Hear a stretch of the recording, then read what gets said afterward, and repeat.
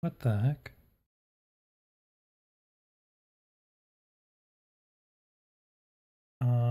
Wait a minute.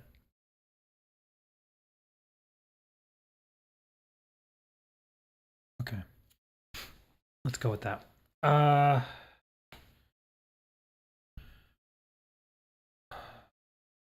Okay.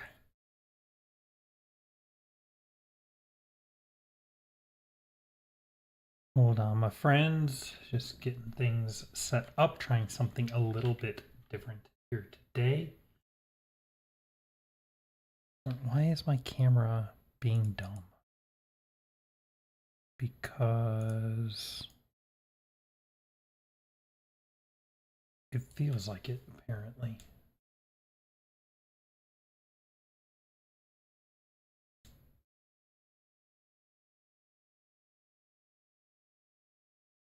Right, let's boot that up.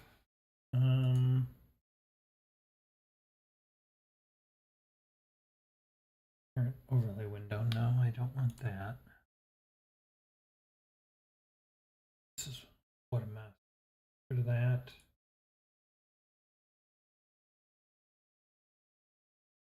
Why is it? Why do I have no camera?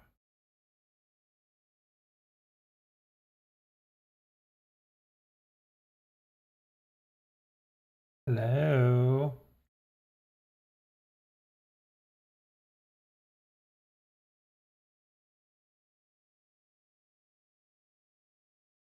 Hello? What's going on here? Technical difficulties, my friends. Please hold. I'm working through it here.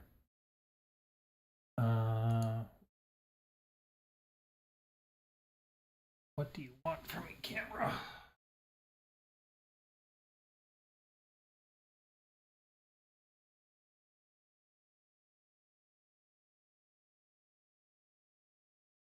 You even on? It says you're on. And yet, I can't see anything. Let's...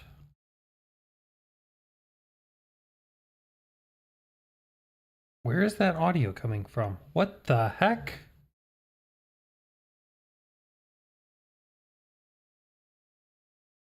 What is happening to my stream? Beacon Mix Create. Yeah. Game channel. Yeah. Okay, let's do that. Turn that on, turn that on. Bring that back up to 30-ish. Okay. Let's see if I can get you all something to look at. Which would be nice if my camera was being detected. What is happening? Okay, hold on. I know. Let's restart this. GoPro webcam. Here we go. That's better. Yes. Okay. Now we're getting somewhere. Let's just use this scene for now. Swoosh. Hello. Hello, my friends. Can we make that not terrible? Narrow? I mean, that's a little better. Hold on. I can do better than that. Get rid of this and give me a scene.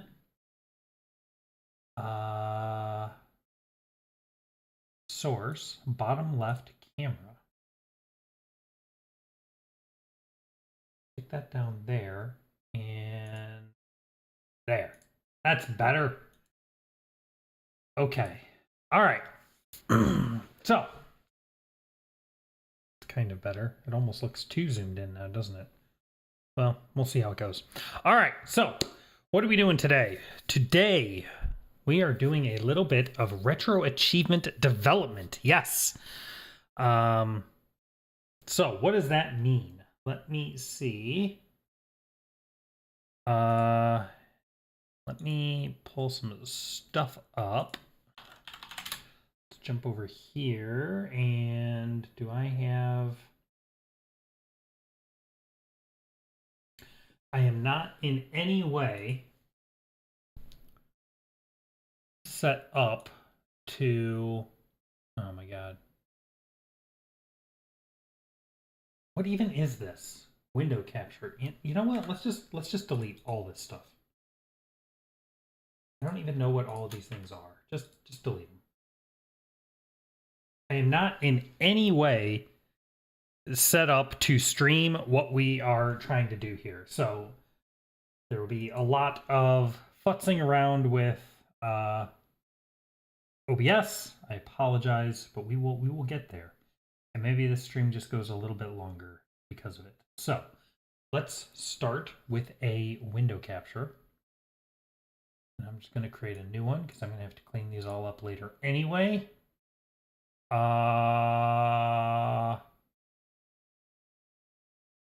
Yeah. Yeah, we'll start with this. Okay, so let's put this here. Put it below me. Good enough. There we go. Yes. Okay. So this is Retro Achievements. And if we take a look at my profile, we can see I have worked on one set, which is this game here. This is Old Towers, which is a homebrew game on the Genesis. Awesome little game, free to play. So if you head over here and you can click on the forum topic and you can go right here to Old Towers on itch.io, and you can download the game for free and play it, and you can play my my achievement set that I made. It's got all these achievements. I made the achievements. I made the badges. I'm very proud of this set. It was my first set ever. And it went very, very well. I'm super happy with it. So then, after I finished that, I made a second set. My second set is for Dr. Muto, which I've streamed on here a few times, testing this. It is not published yet. It is not yet public, but I have submitted it for final review. That process usually takes a couple months, so I'm just waiting for that to come through. But if I go over here to unpublished achievements, you can see here are all of these achievements. And again, I made all the achievements. I made all the badges. Much bigger scope, much more difficult set. I learned a lot making this, and the PS2 much more complicated than the Genesis, as you might imagine. Yeah, so I have finished up this set. It is just awaiting final review. So I'm still testing this set. I still boot it up and make sure all of this works as I'm playing through the game. But while we are waiting for this to get the final review and become public, I figured let's go ahead and start my new set that I'm hoping will be my first set as a full developer, hopefully. And that is I would like to make a set for this game right here, Siphon Filter, the Omega Strain. This is probably one of my favorite PS2 games. So what does this process look like? Let's jump into it. We can get rid of that. And I'm going to have to do some stuff here. So let's grab this. That's going to be our game window. But more important than the game window, we are going to need another window here. Do another window capture. And we are going to need our memory inspector. That's this scary guy.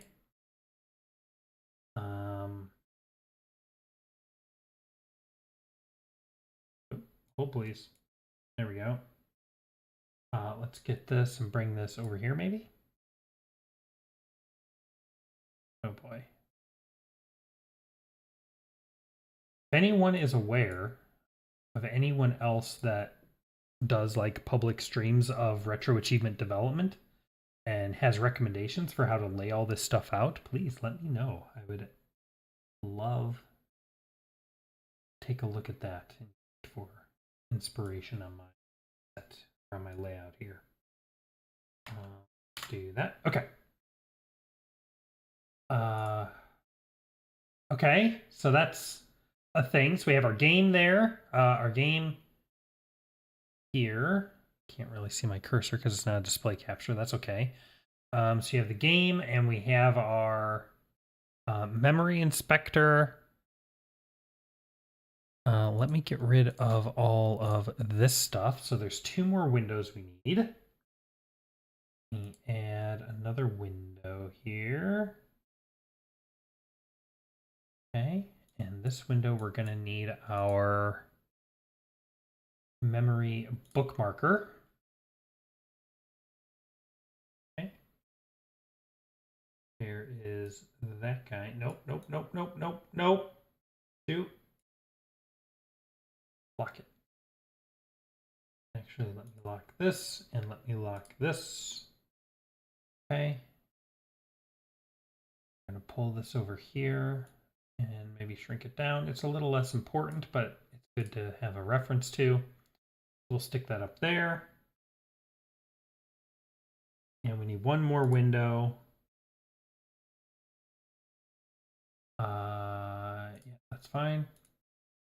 We need our code notes.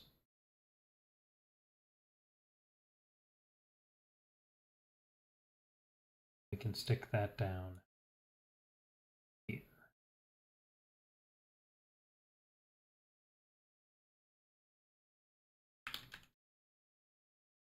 Like that. Okay. I think that should do. Let me jump over and take a quick glance at my stream on YouTube so I can see just how impossible all of this is to read.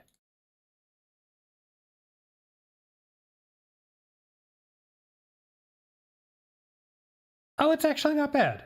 Okay, cool. Excellent.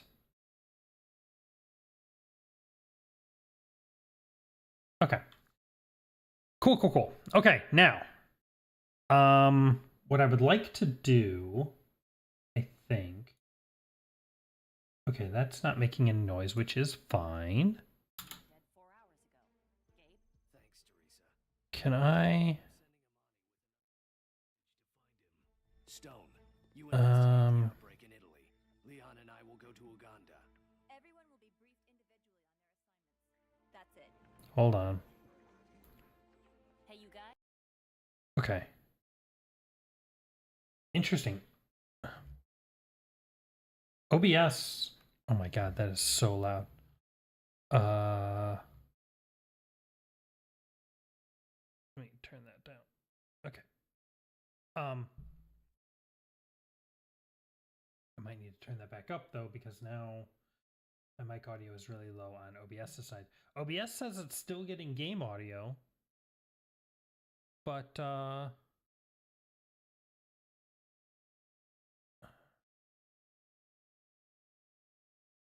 don't hear it in the stream audio, which is interesting.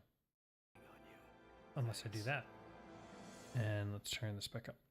Put it there, I guess. Here, here, here, here, here. Oh my god, so loud. Okay, let's try that. Switch that back to there. Okay, so. Yeah. Okay. All right. So, how does this work?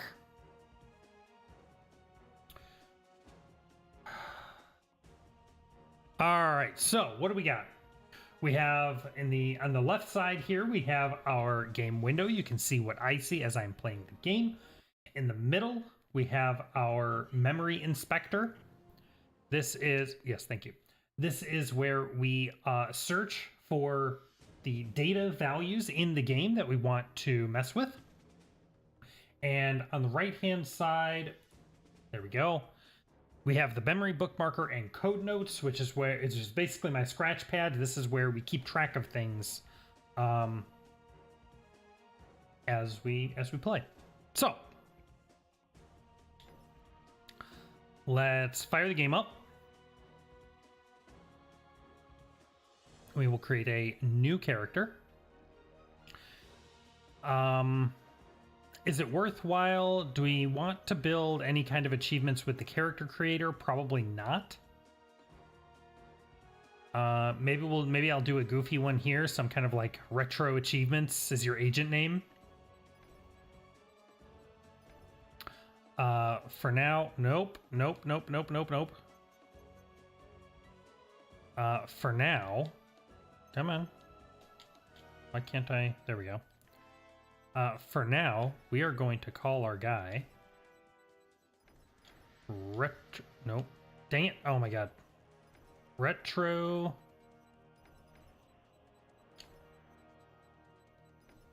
Dev. We are Agent Retro Dev. That's a normal name, right? And we're not going to mess with any of this stuff right now. So we're just going to save. We can save over this. This was just a test that I was doing earlier. And for now, we are going to play offline. Now, this game is split into two parts. It has a robust offline campaign, but then every mission has online-only objectives, and you can play in co-op online. Now, of course, the original servers for this are long since offline, but there are community servers available that we can hook up to and play. What I want to do for this is we're going to create two sets. We're going to have our offline set and our online subset. So you'll have achievements for both, but that way, if you only want to play offline, you can get all of the offline achievements and 100% that separately from doing the online stuff. So for now, we're just going to look at the offline. All right, here we go. So we have all this stuff. I'm not going to worry about most of this stuff just yet. Also, what are my... Let's make some save states, shall we? This is going to be number... hold on. Save state slot 1. There we go. Okay. All right. So we need to keep track of a lot of things.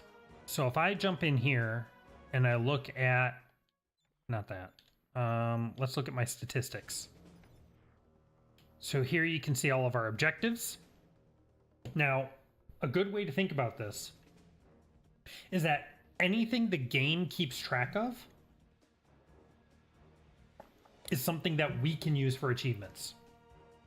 So you can see here we have a solo par time, we have a team par time, whether or not you completed the mission with collateral damage, how many objectives you've completed, and the number of deaths you've gotten. The game keeps track of all of those in between levels, which means we can keep track of those in between levels. So I guess I should also have some kind of a notepad. Let me get a notepad open here. Let me get one more window capture going. Okay. We're going to grab notepad. And I'm going to stick this right down in this gap here. I can kind of, whoa, change the shape of this a little bit. We're going to slot this right down in here. Like so. And we're going to keep some notes. All right, that's good. Okay. So, solo par time. Solo best time. Team par time. Team best time. And we're going to say per mission. These are things that we're going to want to look for. Collateral damage. Yes, no. Objectives completed. total objectives. Death count. How many missions are there? 1, 2, 3, 4, 5. Excuse me. 6, 7, 8, 9, 10, 11, 12, 13, 14, 15, 16, 17. There seems... Oh, excuse me. I got the hiccups now. There seems to be 17 missions.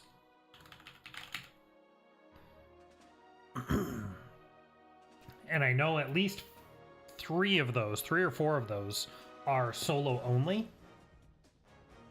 But again, we'll get to that. Okay. So,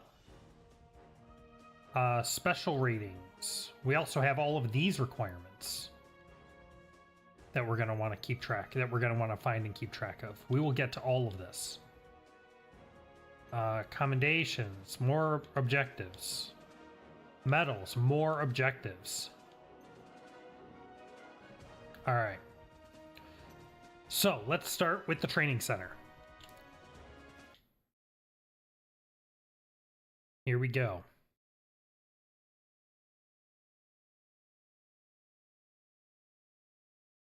Jumping right into the game. All right. And we're going to want to go with what kinds of things the player has equipped. Actually, that might be a good place for us to start.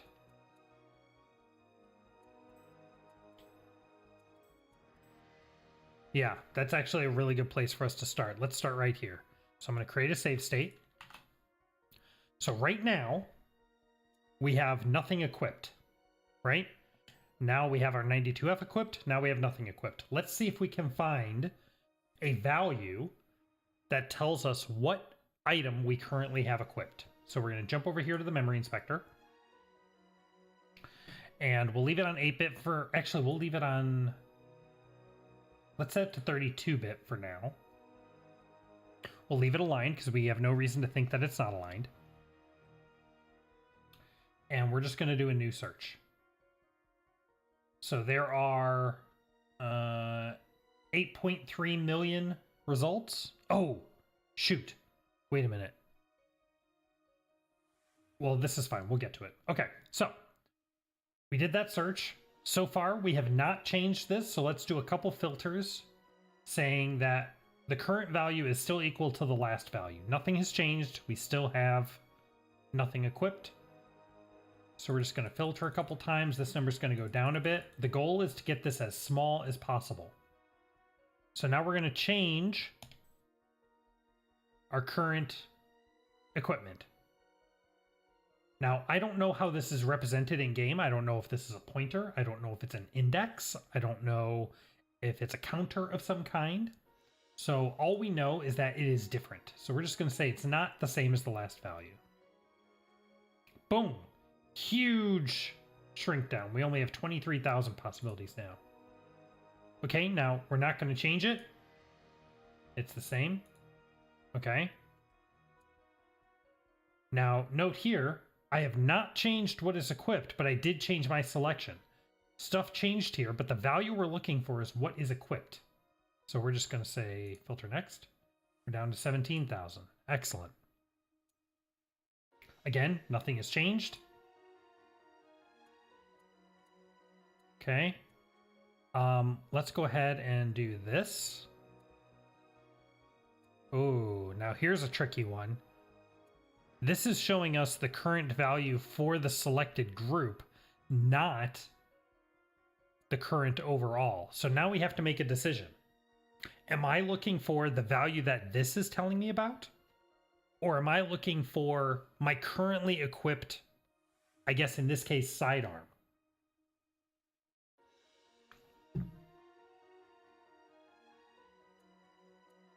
I think I want the sidearm. So we'll say nothing has changed because I'm still holding the gun. Yep, let's just do this. We're filtering. Okay, good. We're down to 3,000. 3,200. Now, let's go ahead and go to sidearm and we're going to disable it. Oh, everything changed. That's fine.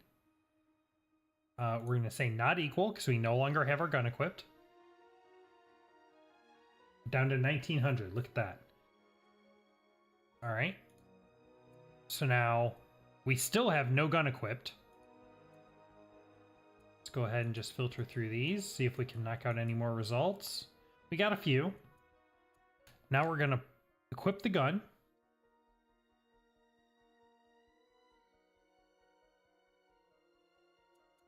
But I'm going to unequip it. So now the gun is selected, but we're not holding it, which means that the value, since we're looking for what we're currently holding, we want equal to. Look at that. We're down to 804. You love to see it. 804. All right. Is there anything in here that I can kind of key off of? These are all kind of in the same area of memory. So I would like to get that lower if I could, which we can. We can come down here to the melee and say, let's equip the stun jack. So that's not the same. Now we're going to come up here and let's take the 92F. Also, not the same. Boom! Look at that. We are all the way down to 27 results. This is something we can work with. Look at that. All right, let's come up here. Right now it is the same. Not the same. Okay, this is probably as far as we're going to get, really. Now, there's something I have to do here. I need to figure out when a game uses a value, all of the data that the game is keeping track of is stored in memory. But there's two ways that it can look up that data. It can look it up as static memory or dynamic memory. Static memory, it just has an address to it. And it just says, it's just like an address on a house. It says, oh, it knows that the value for your currently equipped weapon lives in this address. I'm going to go talk to it. I'm going to go get it. That is the easiest kind of thing to deal with. And hopefully it would be nice if that's what we're dealing with here. Dynamic memory is more tricky. Dynamic memory is more like a forwarding address. We have an address, and that address does not contain the data we're looking for. It contains another address that we have to go look something up. We have to go look up from. And there could be any number of chained addresses. So we're going to have to account for that. What kind are we looking at here? I don't know yet. We have to find out. So one thing we need to do is keep track of, there is a certain, the way the memory is laid out. The PS2 has a block of memory that is used by the system during startup. This is not used by the game. We don't want to mess with anything in there. Then there's a big chunk of memory that the game uses, either statically or dynamically. And then there's what's called scratch pad memory below that. And scratch pad memory is almost like a notebook inside the house that the thing is carrying along with it or something. It changes all the time. It's super volatile. We don't want to use that. That's not really usable for our purposes. It changes too much and too unpredictably.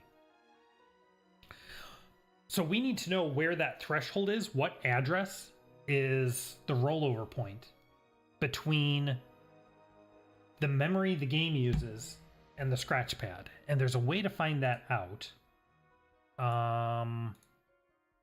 Give me just a second. How do I do this?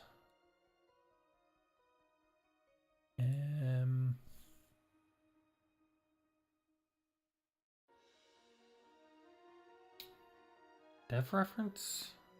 No.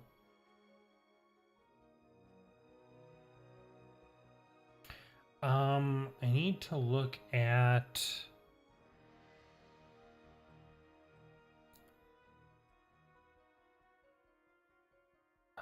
I know it says in the Discord somewhere.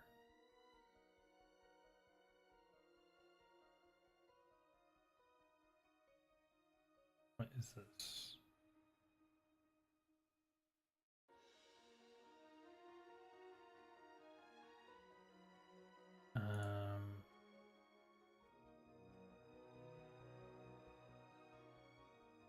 Okay. Yeah, I want to see pinned messages. Don't think it's a pinned message actually. Oh, I know. I have it in my logseek. Pretty sure. Let's see.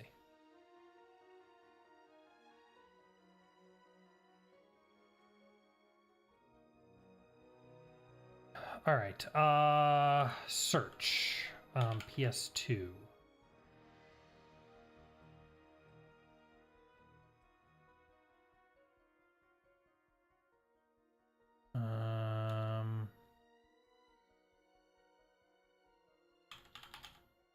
Retro achievements.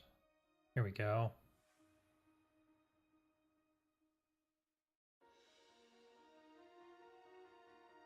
How to structure time trial achievements.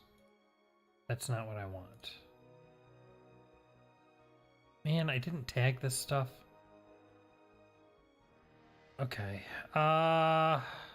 Shoot.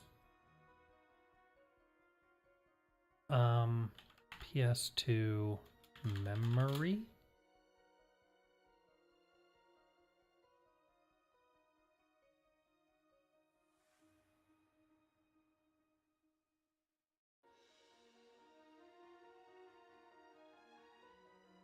From by member. How do I filter this? In author type pinned.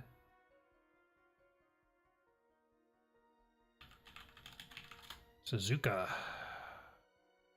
No?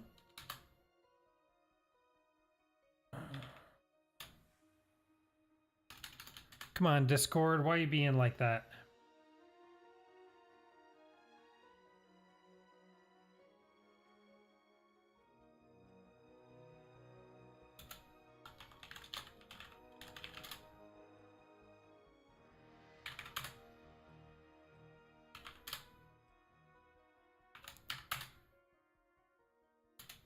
PS2 memory.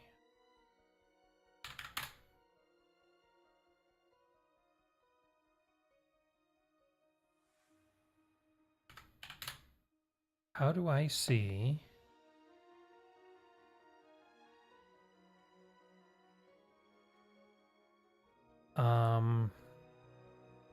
I know there is a post in the Discord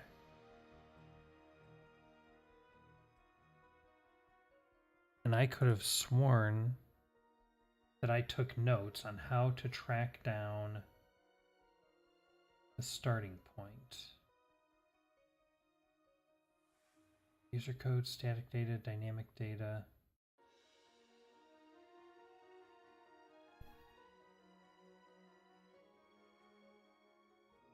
And the way to do it is to open it up. Open up the hex edit online.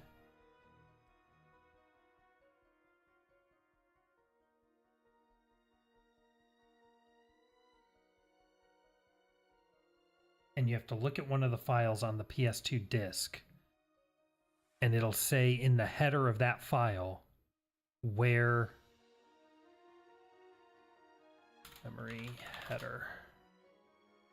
Come on, I know it's there. I hate searching on Discord. Header address.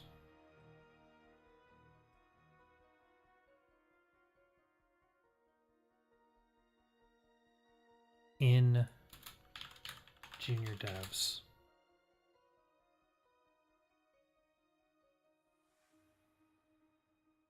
Ah, what a headache.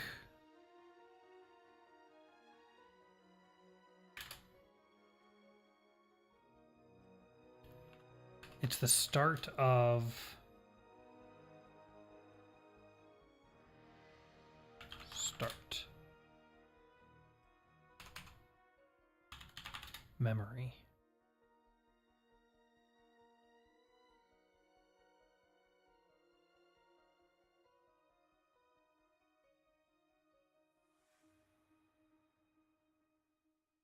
Did I put it on my GitHub? Is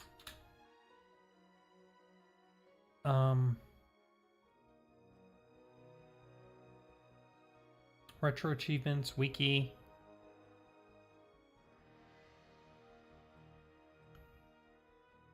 No.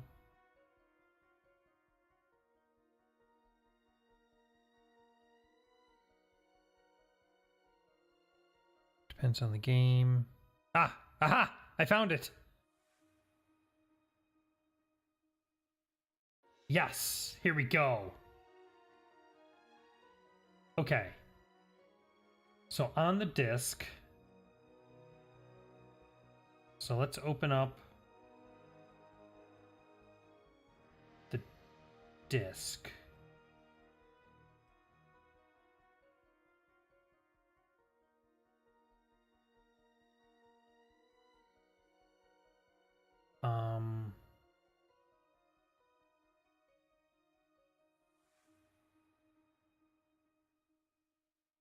Right. Okay. Sorry. Having a brain fart. Okay. Jump over here. Batocera. ROMs. PS2. Siphon filter. We have our ISO. Let's mount the ISO. Mount. Open. And then we have a system.cnf file. Yes, this is what we wanted. Okay. So if I open this system.cnf file, online text file editor. Here we go. Yes. Can I show what I'm doing here? Let's see. Window capture. Another window capture. Select window to capture. Hex edit. Here we go. Okay.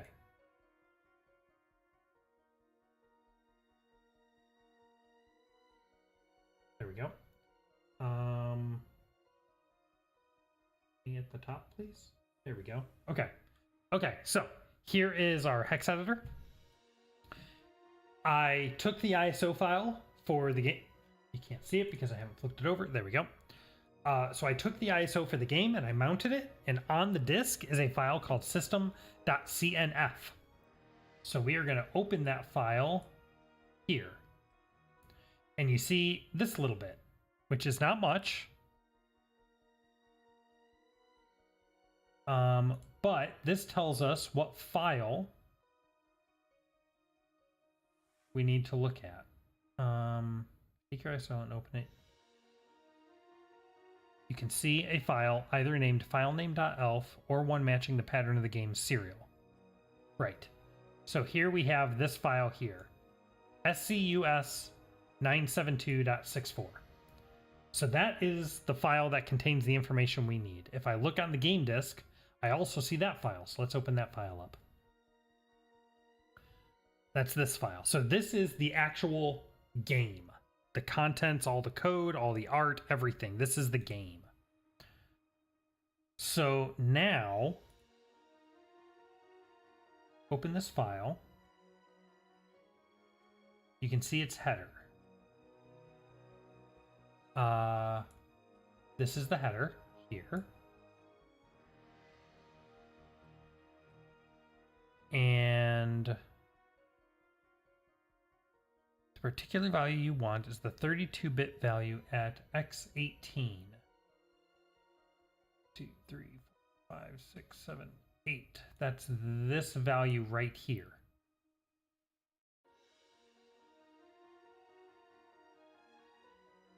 Right there. That's what we want. Which in his example is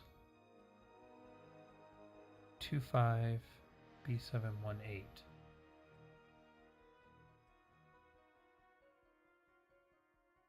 0, 1, 2, 3, 4, 5, 6, 7, 8. Right.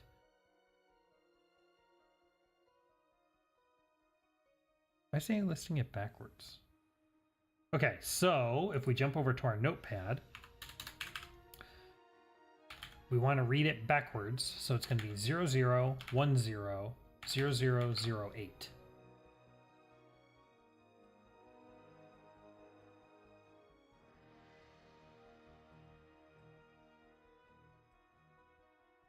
You want to go to that entry point by clicking on the disassembly window on the right, pressing Ctrl G, entering that address. So you scroll a bit down, you'll find syscall instructions. Okay, so now we can jump back over to our emulator.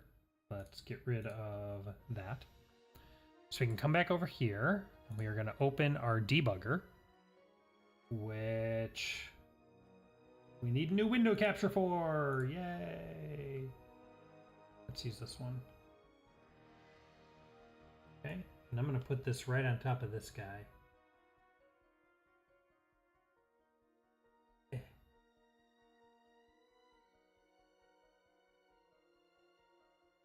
There we go. Okay, there's our debugger.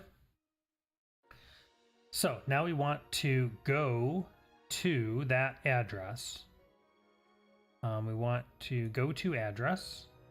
What did I say? It was 10.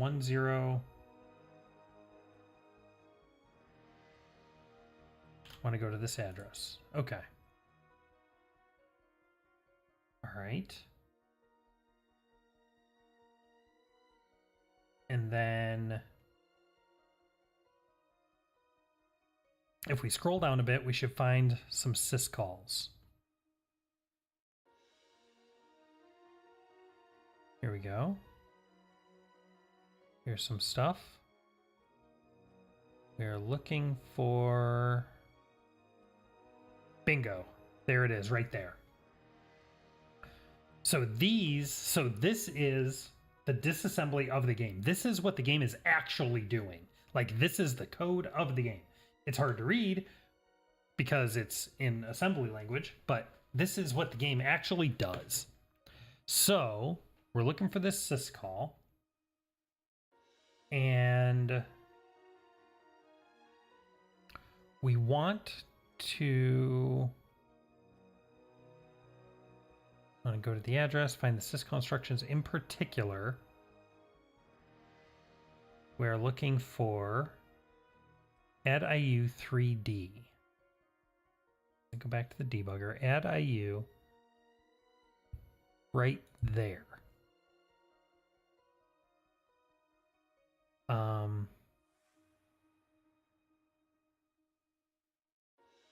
Syscall 3D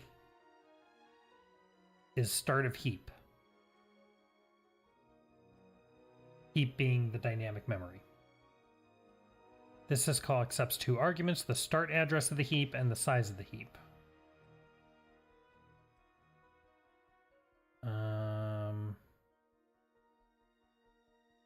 So we can see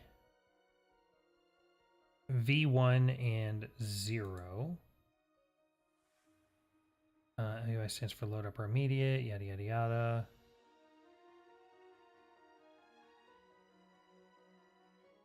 Okay, so we need the address that gets passed into here.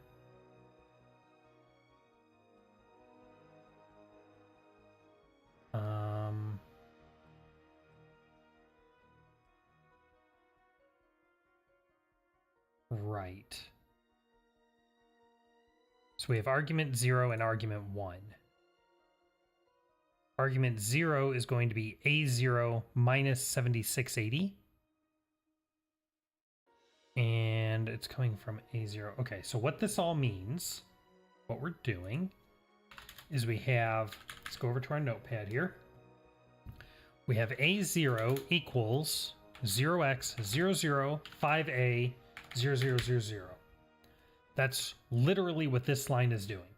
It's saying, give me 005a and put it in the top half of A0. And the bottom is just defaulted to 0. And so then we have A1 is set to 0 here. Now we're going to add minus 7680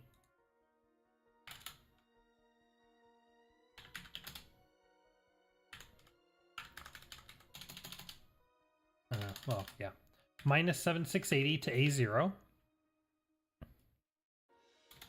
and minus 0x1 to A1.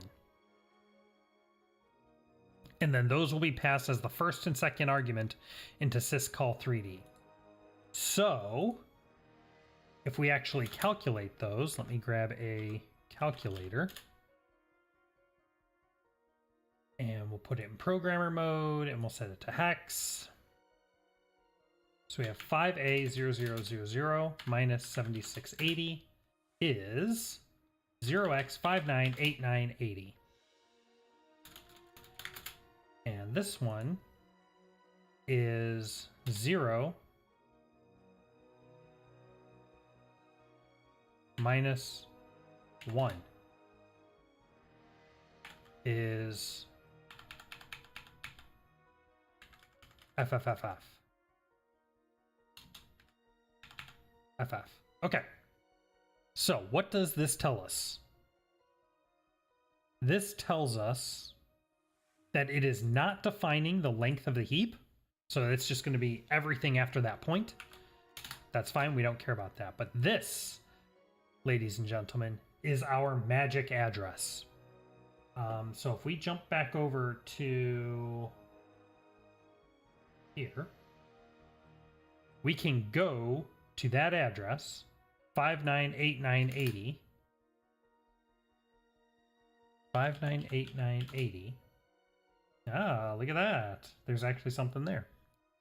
So this is the start of dynamic memory. And let's just put a bookmark here. Let's say hash start of dynamic memory.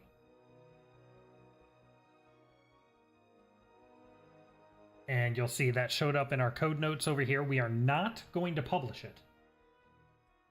Currently, I'm a junior developer, which means I can only, when you go to work on a game, you have to put a claim on that game. As a junior developer, I can only claim one game at a time. Full developers, I think, can claim 4 games at a time, but I can only claim 1. Right now, my claim is on Dr. Muto. So I have not claimed this game. And in fact, I can't claim this game because my one claim is already used. And they ask that you do not publish notes, you do not work on games that you don't have a claim on. So I'm not going to publish my notes. But this we can keep track of locally, just so that we remember what it is.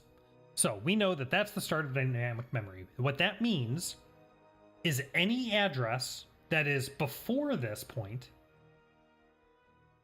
is theoretically static. Now the game can do whatever the game wants to do.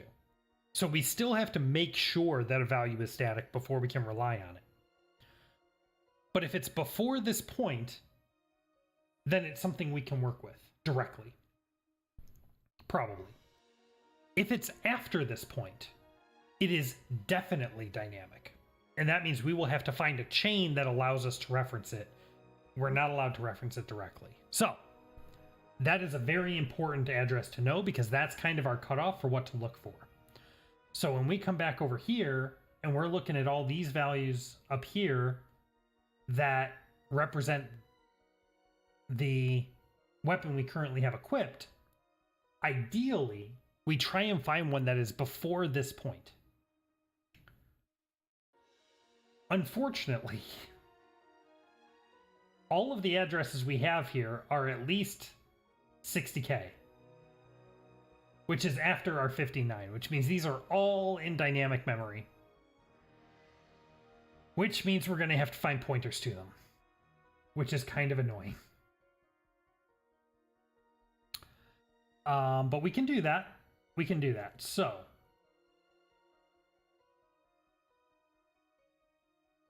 how do I want to do this?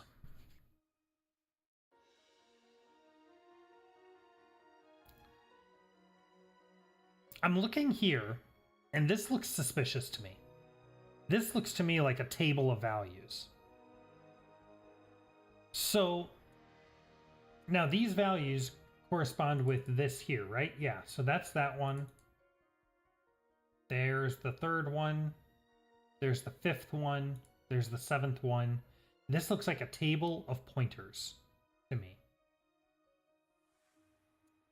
So the question is, how do those change if we start messing with stuff?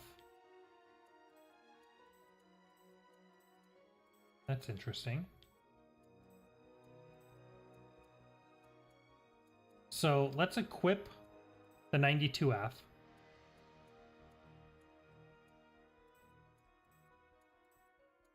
Okay, so you see that? These values here are not changing now.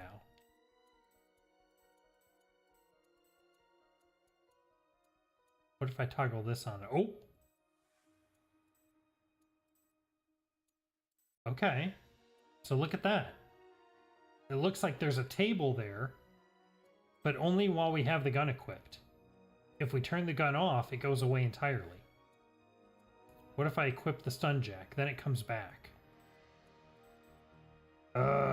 This is gonna get ugly. This is gonna get ugly, I think.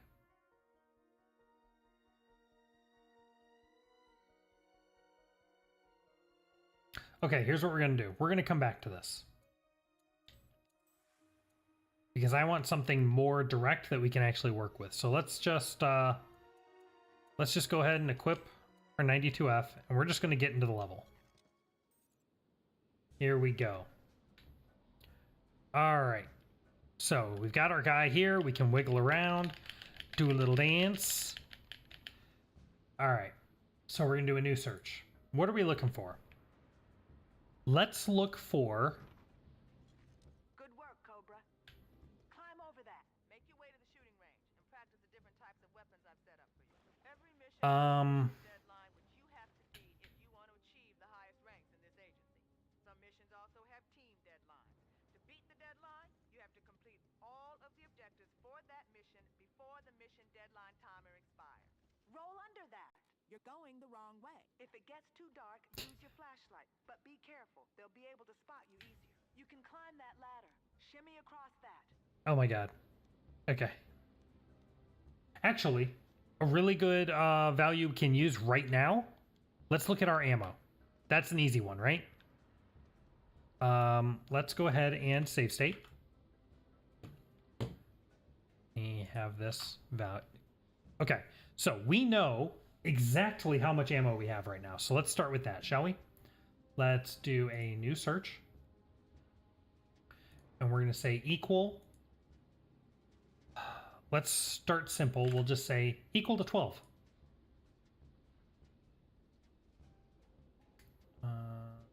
Yeah. Okay, it's still equal to 12. Nothing's changed. So we're just going to do a continuous filter. And let's just run around. Let's move the camera. We're just trying to change stuff. Let's do a jig. Do some push-ups. There we go. Squats. Roll. Okay. None of this is lowering our result count. So we're at 1400, which is really good. Now let's fire. Boom. Now, there's only 11. Yo! One possible value right there. So let's check it again. If I fire again, look at that, it goes down. Look at that, it goes down. 5, 4, 3, 2, 1. Reload to 12, and it goes down again. My friends, we have found ammo. So, let's say current ammo. Boom. That was easy. Now, there's a lot of reasons why that's not necessarily safe, and we'll get into that in a moment here. But for now, we know that that represents the ammo. And in fact, we can even test that, right? Because what I can do is I can grab this and I can say add bookmark. And you'll see it appears up here in this window. And can I deselect that? There we go. So it appears up here in this window. Now what I can do is I can freeze that value. So no matter what we do, it will not allow that value to change. If we fire, even after we fire, we should still have 8 bullets. Look at that. Look at that. Boom.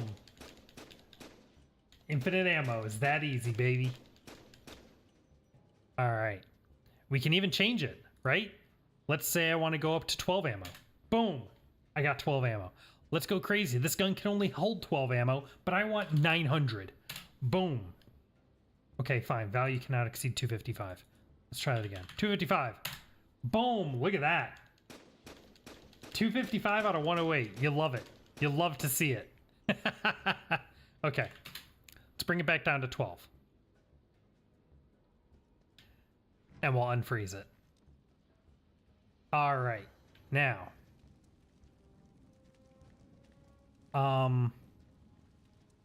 Now we can do the same thing.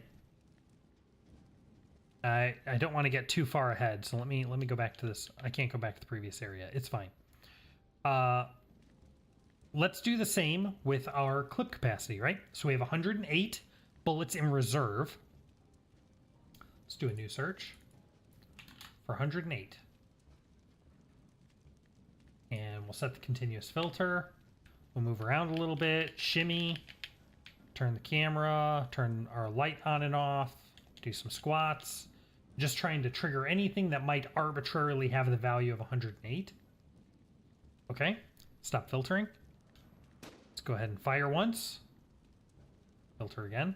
Okay, and now let's reload. No thank you.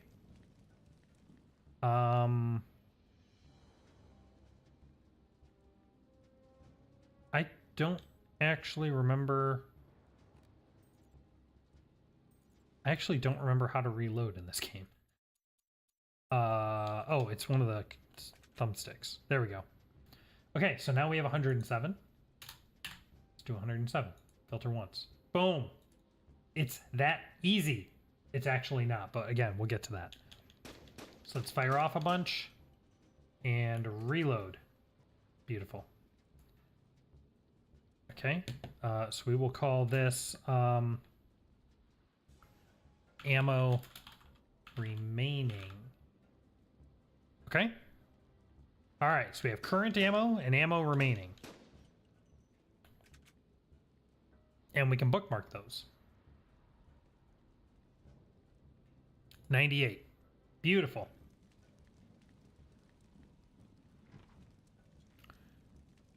Now,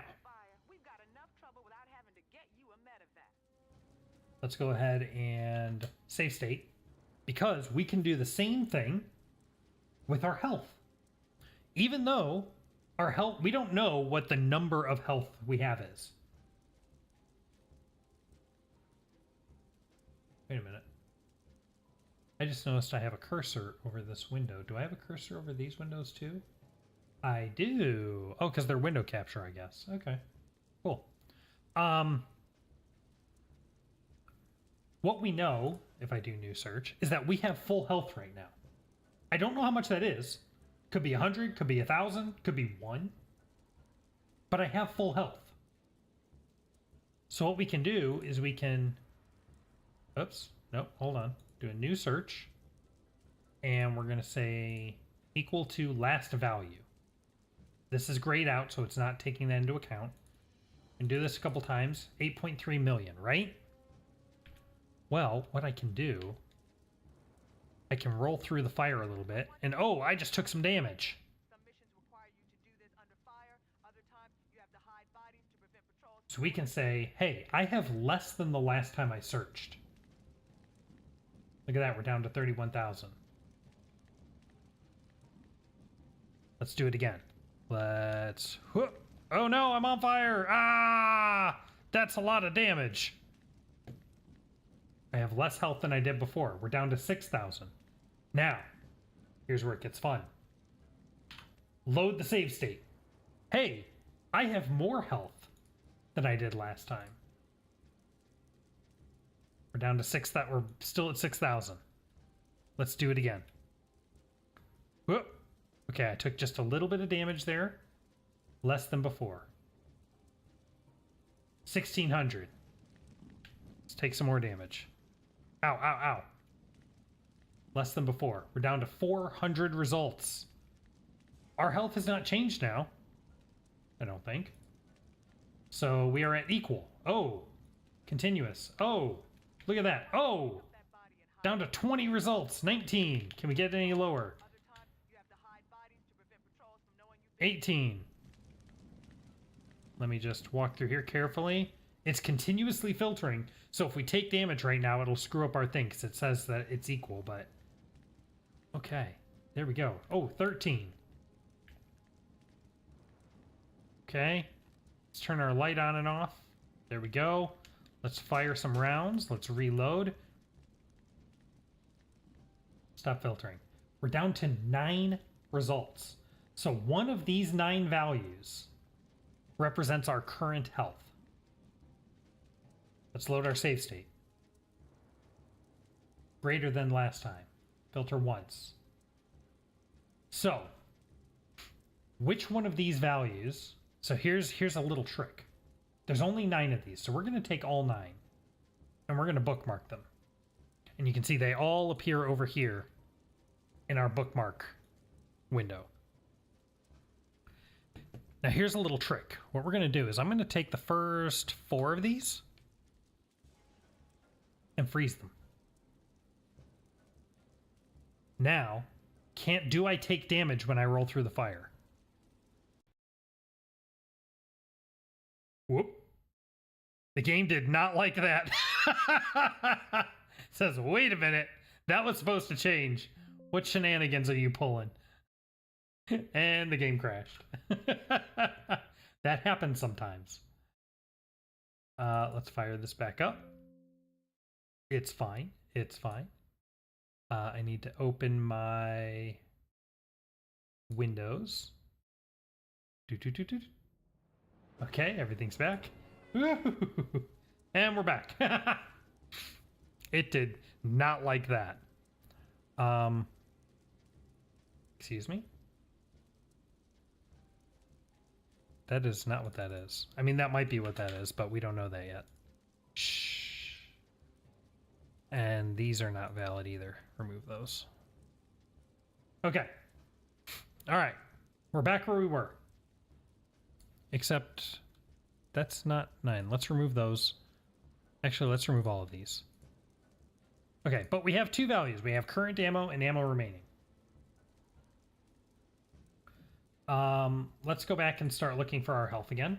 We're gonna do new search. A couple of these. Let's take some damage. Ow. Less than last time. Same as last time. Continuous filter. Let's do a jig. We're just trying to get that result count down. 9,000. Turn our light on and off. Okay. We're gonna take some more damage. Ow, ow, ow, ow. Less than last time. We're down to 61. Nothing's changing. We're at 30. 16, 14, 13. Let's fire off a few rounds. Reload. Okay, 9. Okay. Here's what I'm going to do. Stop filtering. Let's create a second save state. Okay, so we have full health, down a little bit, and we have these 9 results. Let's go ahead and bookmark them. Actually, I do want to bookmark current ammo and ammo remaining. Let's keep track of those. Let's move those up here. Okay, so let's try this again.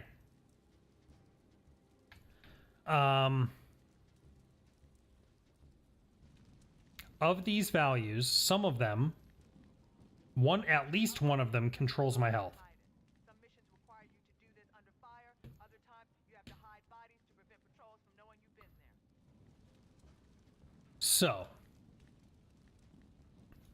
how do we do this without crashing the system? Let me try grabbing all of these. I'm freezing them. So we've grabbed the first 6, and the reason I grabbed the first 6 is because these bottom ones, there's a jump here from 1.9 to 1FF. In my experience, anything up in the 1FF range is probably not what you're looking for, so we're going to try this. Look at that. Look at that, we can just stand in the fire. Ah, I'm burning! Ah! But I'm not taking damage. I'm not taking damage at all. Ooh, ooh, just getting a little crispy. Oh no, is it crashing again?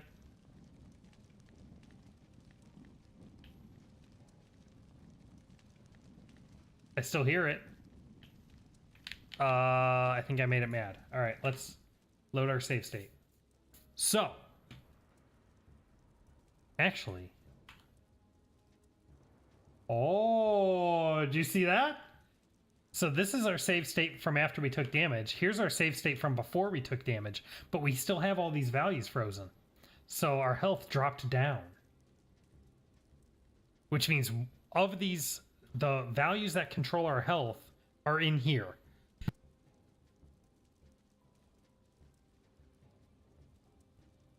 Okay. So let's invert this and try that again. Okay, see, so with these 3 frozen, our health didn't change. Which means these 3 are not what we're looking for. So let's unfreeze those, and let's go ahead and remove those. We don't care about those. So, we're down to these values here. Now, do any of these have a value while we're at full health that looks special? What's a special value? Well, 1 is a special value. 0 is a special value. Anything that looks like it could represent a limit. Let's change all of these to decimal and see what they look like.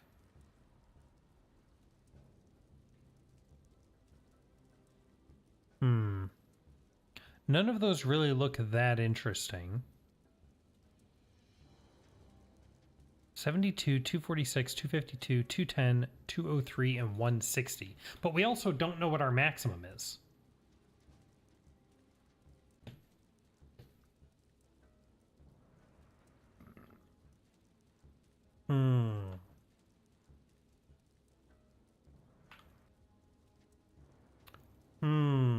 And we don't know what our maximum health is. We also don't know how this is being represented. Is it a value? Is it a percentage? Is it an offset? Is it a reference? We don't know.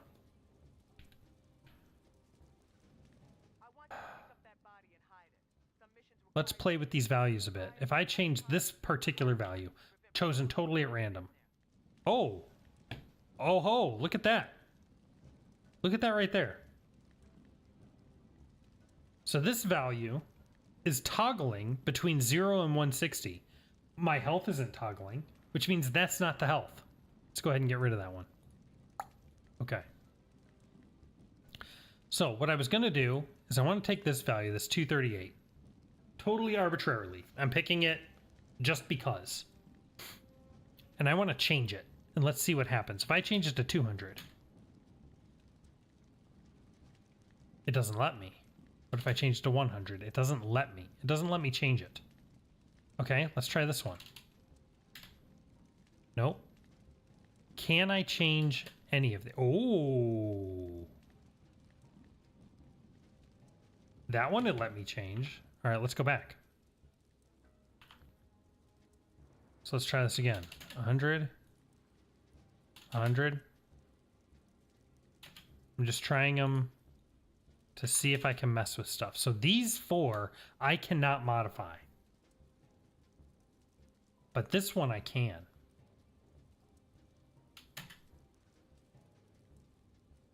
And that's very interesting. Do you see that? I changed it to 10 and my health went down a bit. All right, let's switch this back over to Hex and see what's happening here. Let's change this to 1. Let's change it to 0. Oh, we're on 8-bit. No wonder this is wrong. Hold on. Hold on. No wonder I'm getting confused. We should have done this as a 32-bit search. Let's do a new search. I want to do a 32-bit aligned search. Okay. So we're going to search here. We're damaged a little bit. Let's jump back over here. We have more health than we did last time. We have the same health compared to last time. No wonder this is not making any sense.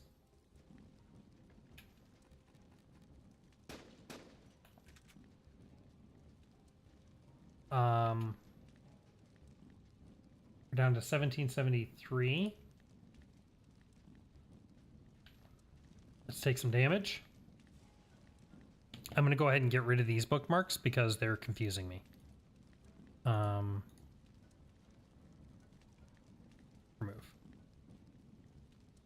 Okay. So we have less health than we did last time. And now we're equal again.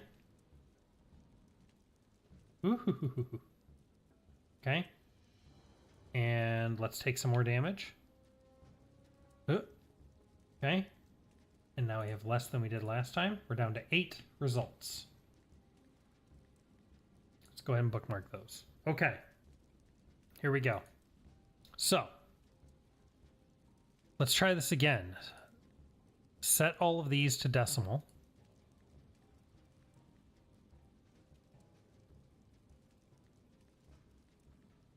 And see if any of the values stand out to us when we are at full health.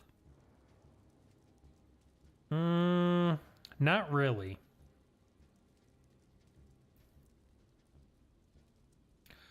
Okay, what if these are not 32-bit? What if they are floats? Ooh, there's an interesting number. Because all these others are positive or negative, or they have a whole bunch of digits to them. But when we're at full health, that value is a single solid value. That is notable. Now also note over here in our memory inspector, here's where all of these values that we're looking at are. Look at that. There's something called armor meter down here. That's interesting. But I'm interested in this value right here. We have a 200. So if I change this to 100, I would expect my health to go down halfway. Let's see what happens. There it is. There it is, my friends. Let's bring it down to 10. Shoop, but we're still alive. We just found our health. All right.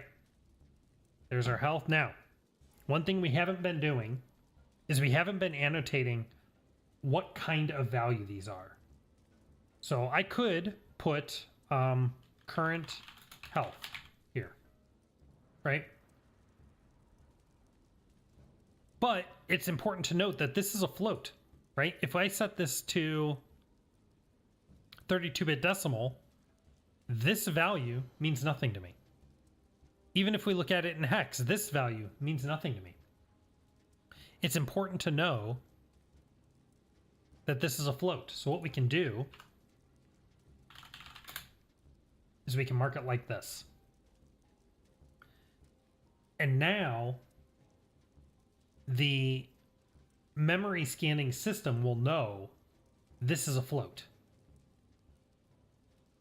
And so if we were to say remove all these bookmarks and I wanted to rebookmark that value, you can see if I don't have this here, right? And I say add bookmark, it adds it as an 8-bit value. Well, we don't want that. because that's missing. That's only 1/4 of the data. We want it to be a float. Now if I add bookmark, it knows. And it'll show us the correct value. Let's go back for a minute and add these. Now, we're looking at this one here. Now this could be 8-bit technically. We know that in decimal it's representing 98. If we bring this up to 255, which is the highest it can go, normally, that's FF, right? Only here's the thing.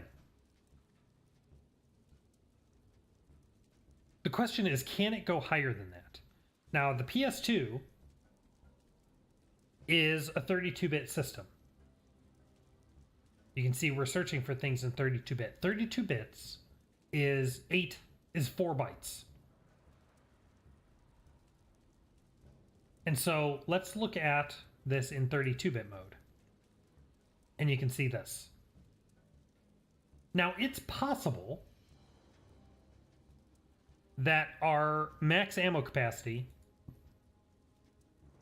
or our ammo remaining is just this one value.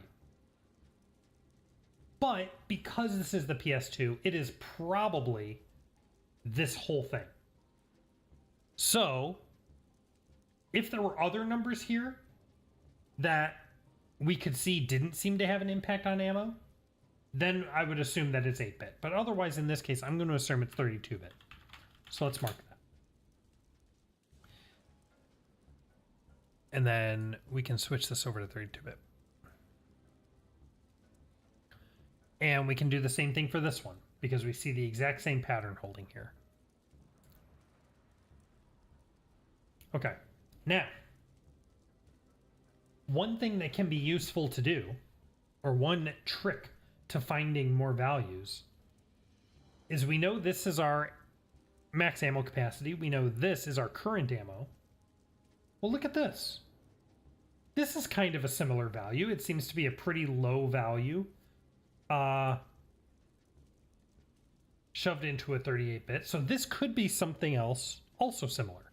This could be our armor. I don't think it is, because our health is somewhere else entirely. But it could be.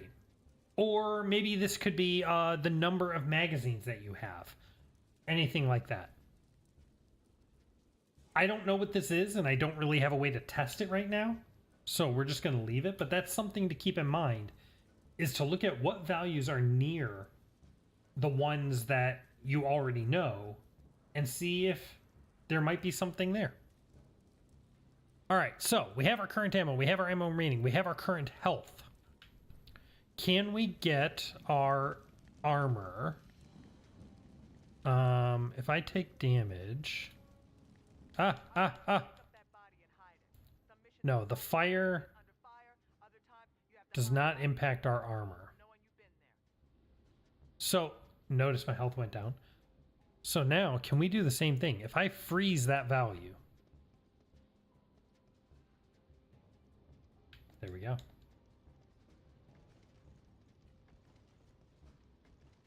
Not taking any more damage. And I want to refill my health. Boom. You love to see it. All right.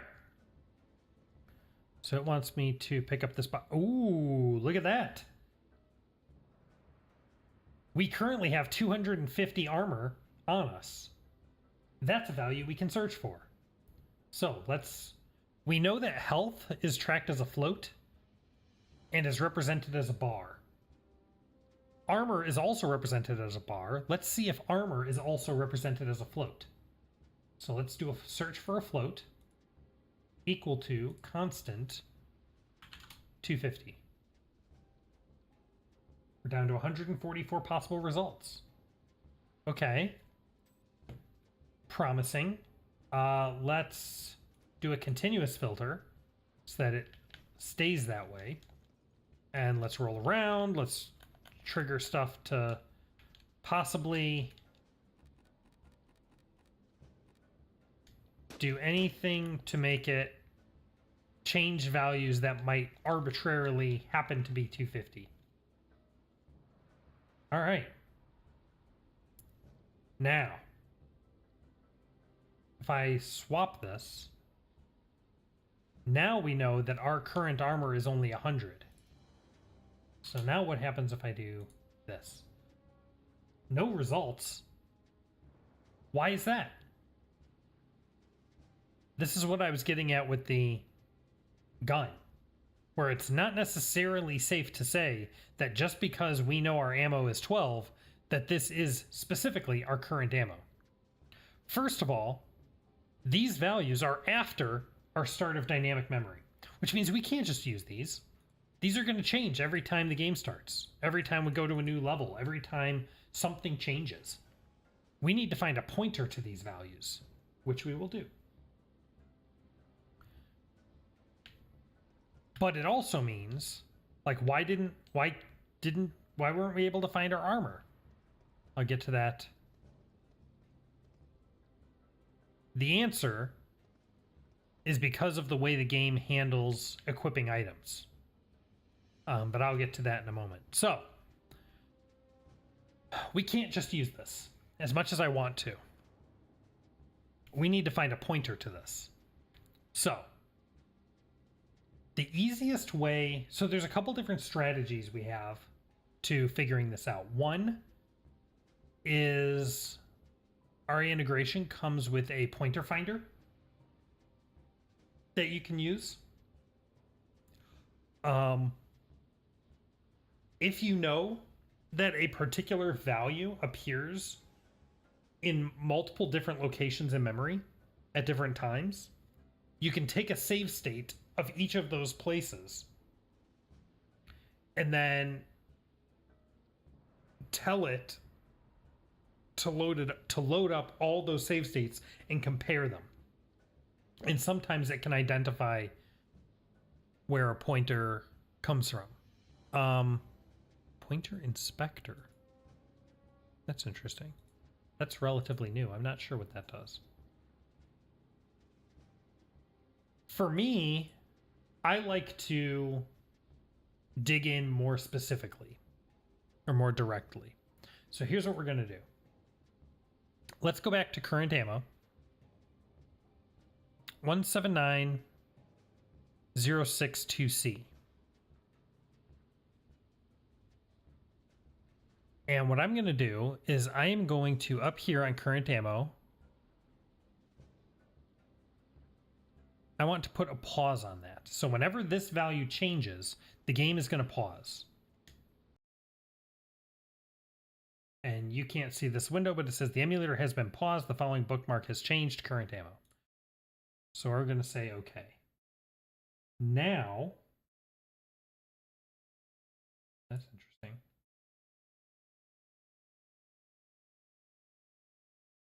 Now let's jump over to our debugger.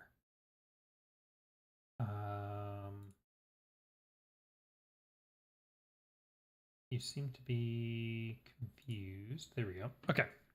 So now we're in the debugger.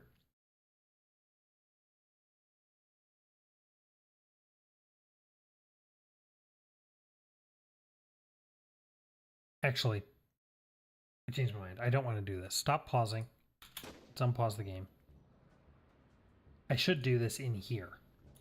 So what we want to do is I want to go to breakpoints and I want to set a new breakpoint. Our address is 179062C.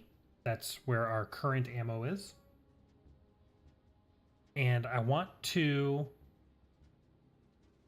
this is going to be current ammo changed. We want to trigger this break on write. So when the value gets written to, and specifically when it changes. I've had mixed success with this. I feel like it doesn't detect it sometimes, but we'll start with that. And our size is 4 because it's 4 bytes. Because it's a 32-bit value. Okay. Now let's fire. Oh, okay.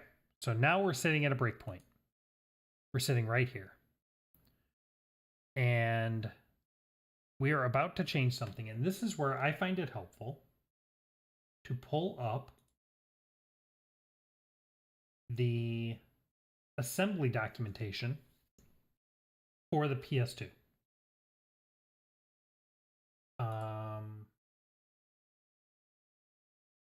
Let's see if I can put up what that looks like.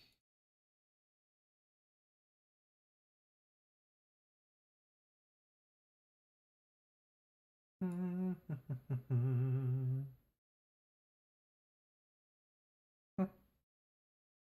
we go. Looks like this. And what we're looking for is, this is the line that is currently being executed. And so let's break down what this means. This says BEQ, so we can look up in this document. We can search for BEQ. And you can see here, this is branch unequal. And so what this does is it says branch unequal, RS, RT, offset. If the register RS, if the value in register RS equals the value in register RT, then branch. What the heck does that mean? So what that means is currently this is at address 140B98. And so what it's going to do is it's going to compare the value in register S6, which if we look over here in our register listing, we can scroll down and look at S6, and the value in S6 is 0. And we're comparing it to the register 0, which always has 0 in it. So if 0 is equal to 0, which it is, then we're going to jump to 140BB0. 140BB0 is here. So we are about to go here. Now, in particular, so this line is supposed to be the line that triggered our breakpoint, right? But that's not writing memory. So how can that change? Well, the PS2 has a weird thing about it. Whenever it does a jump, it looks at the next line, the next command, and it executes that at the same time as the jump, which takes some getting used to. But in this case, so what is that next line? SW. So what is SW?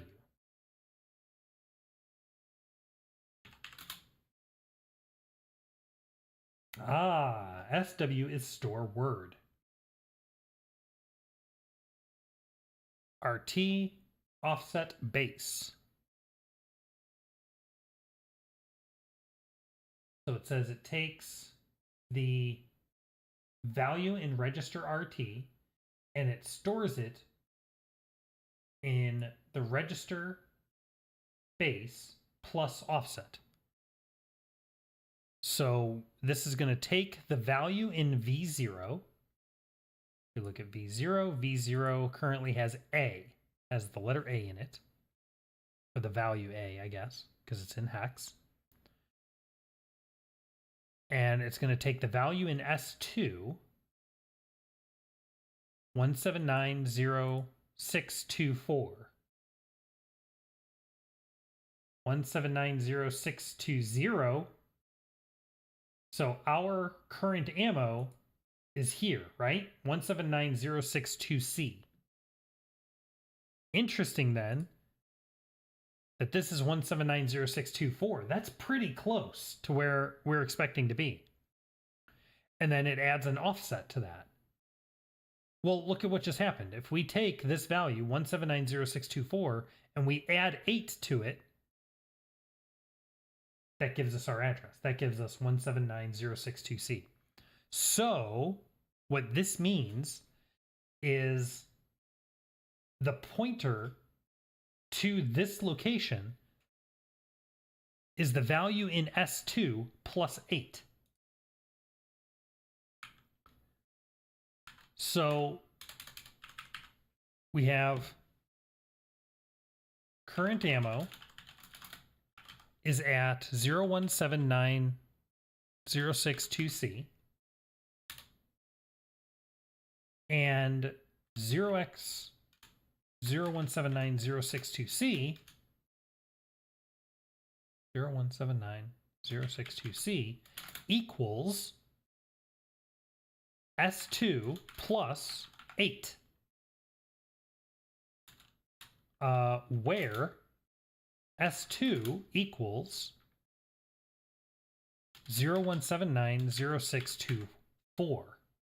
So what this is probably meaning, if we look at that value right here, that probably means that this address, 624, is probably the start of an object block. And the current ammo is one of the properties of that object, is probably what's happening. Now, that's all well and good. But we still need to figure out, okay, how do we get here from somewhere that we can get to statically? So in this case, where did S2 come from? Well, let's find out. If we just look up, oh, look at that right there. So add.IU is taking S2 and it's adding 10 to it and storing that in S2. And again, you can look all of this up in the assembly guide. So it did S2 plus 10 equals S2. So if we subtract 10 from our value, so I have 0179064, right? Minus 10. So we have 0x0179064 equals S2 plus 10, where S2 equals 0179064. That's right here in our memory reference, in our memory inspector. Okay, let's keep going. Where did S2 come from before that? Just look up here.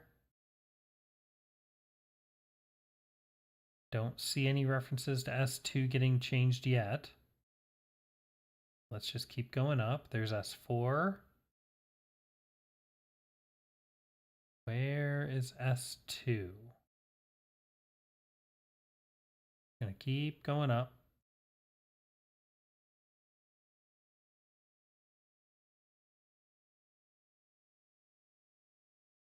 Now, there's always the possibility that it got called somewhere else and then jumped here, in which case we won't be able to find it this way. But let's try this first. This has traditionally worked pretty well for me. Looking for an S2. There's another S6. It's pretty normal for these references to be relatively far away from where they get used, because usually something like this, your object reference will get set at the top of the function and then get used further down or throughout, and it won't change again. So we're looking for the point at which it changed. So it's normal that we're probably going to have to go most of the way to the top of the function to find that. Okay, nothing so far. There's a reference to S3, A2, S3. We're looking for S2. And there. Let's keep going up.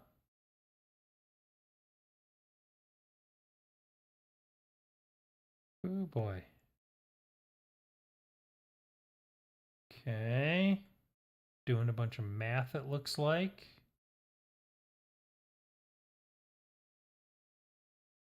Doing a bunch of stuff in the F registers. That's interesting. But not what we're looking for. Where's my S2 at?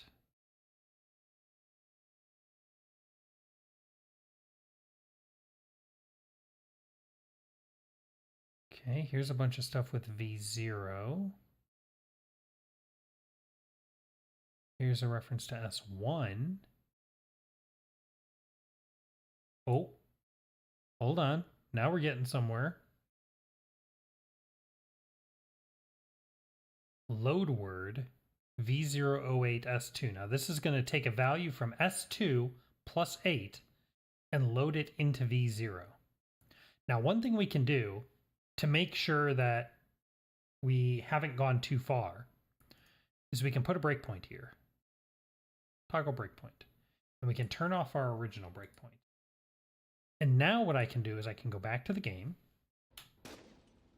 and we can fire again. And now we're at this breakpoint and we can check the value of S2 at this point is 1790624. So we still have the same value, so we have not missed it. So we need to keep going back. Keep going back. Okay, there's S4 again. S4, S3. Come on, S2, where are you? S3. S1. S3.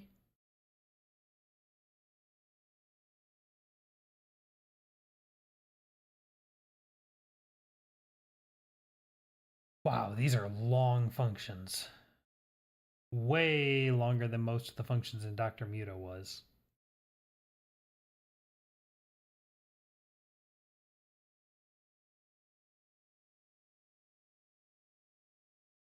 Okay, if you see a reference to S2 that I miss, shout it out, let me know. Here's A, V0.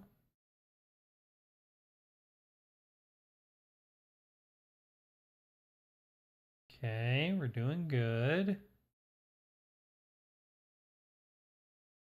Okay, here's S5, S6. Come on, we've got to be getting close.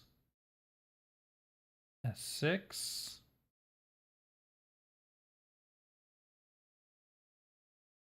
S7. Here's some A's. Okay, let's check and make sure we haven't lost the plot. Ooh, okay, well that's A2. I thought that was S2. Oh, look at that right there. Look at that right there. We found it. Or we found part of the puzzle. So we have add 4 to V0 and store it in S2. So here's what we're going to do. We're going to put a breakpoint right here. Toggle breakpoint. And we're going to turn off the old one. Actually, we can get rid of this one because it's not really anything. So all we're doing is we're checking to see if at this point, right after that call, S2 is this value right here. 1790624. If it is, we're in good shape. So let's check that. So we have that breakpoint set. We're going to continue. And we're going to fire again. Okay. Right here, what's our value of S2? Look at that. We're golden. All right, now, here is where S2 gets set. This is where it comes from. So how did we get this value? It's V0 plus 4. So what is V0? Look at that. V0 is totally different. A7A720? That doesn't sound right. So let's go back to our documentation. What is add IU? What is add IU?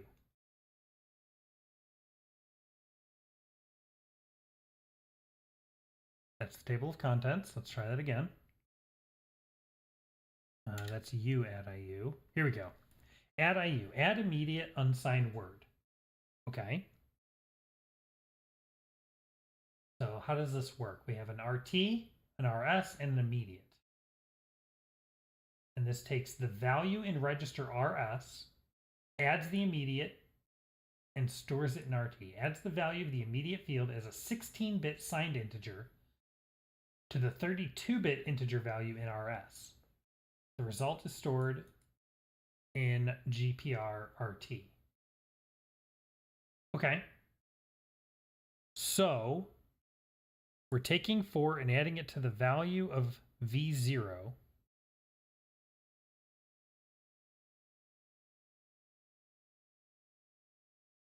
Wait a minute. I'm confused. That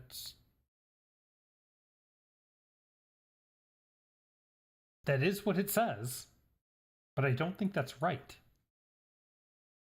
V0, the value of V0 at this point is A720. And if we add 4 to that,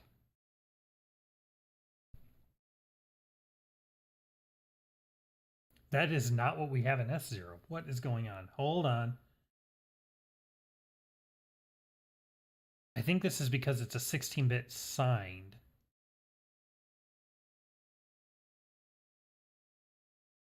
And it's being added to a 32-bit. Which is confusing me slightly.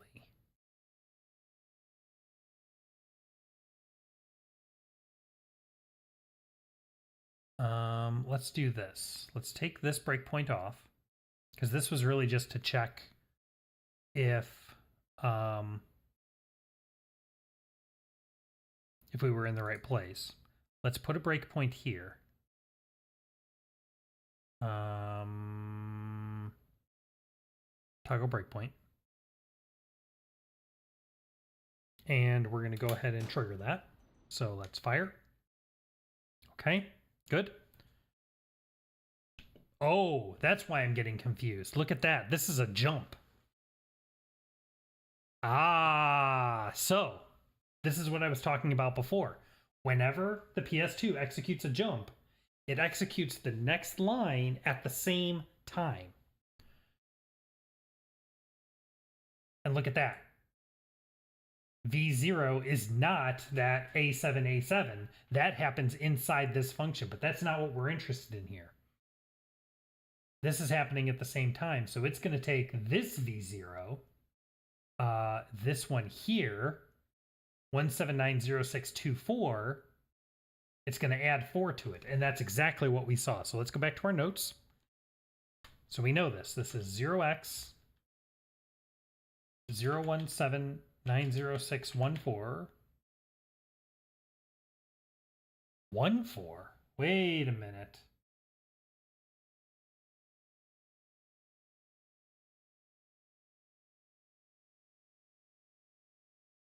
Wait just a minute. Something is amiss.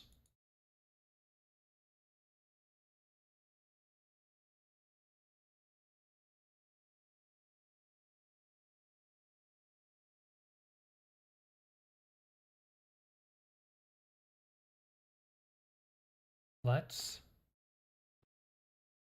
step over. And S2 is now 24. I'm keeping an eye on this S2 value here.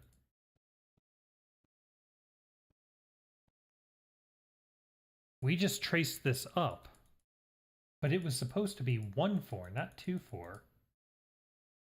So where did we go wrong? What did we miss?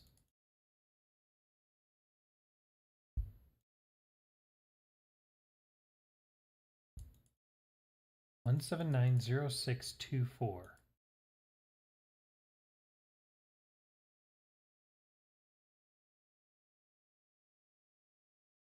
So far, that is still the same.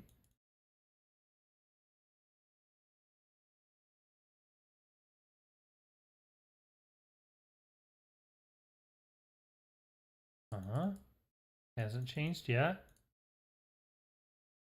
1790624, still the same.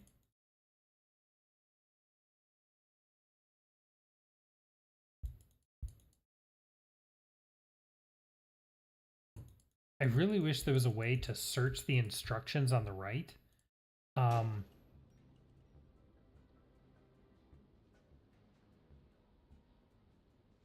What? By register reference. What just happened?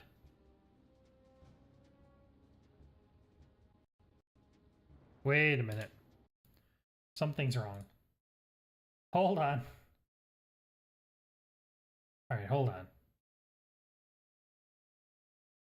We're taking this. S2 is 1790624 plus 8 is 179062C. That's correct. And we said, where does S2 come from? S2 comes from here. So if I put a breakpoint there, toggle breakpoint, and we turn off the old one, turn off the old one. Okay. And let's trigger it again. What? Hold on. What's happening?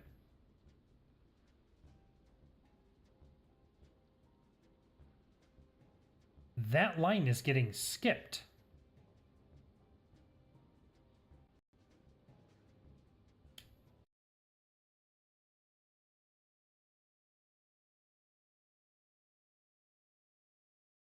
Oh yeah, look at that. So this line says if V1 is equal to 0, which it is, branch to 140B90, which skips over this line. That's why our numbers aren't making sense. This line actually gets skipped. Why? Not clear. Under what scenario is V1 not going to be 0 here? Don't know. But that's why our math wasn't working. Okay. We're back on track. So, knowing that, we can go ahead and run that. We can get rid of both of these now. Delete. And we're going to go back up here. All right, so we're back up here. S2.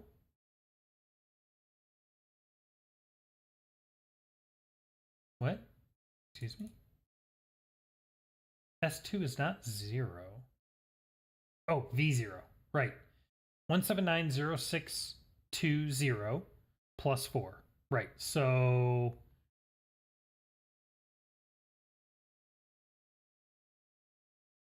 right. So this is not correct. What we have is this equals V0 plus 4, where V0 is like that. This is what we're looking at. Okay. Okay, so now where does V0 come from? V0 gets used all over the place, but in particular, look at that right there. V0 comes from S5 added to V0. Let's go ahead and put a breakpoint there.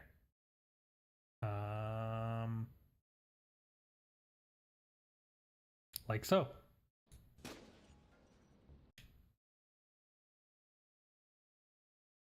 Does this look right? So what is V0? V0 is 0. S5 is our favorite address. Okay? So let's mark that down. So 01790620 equals V0 plus S5.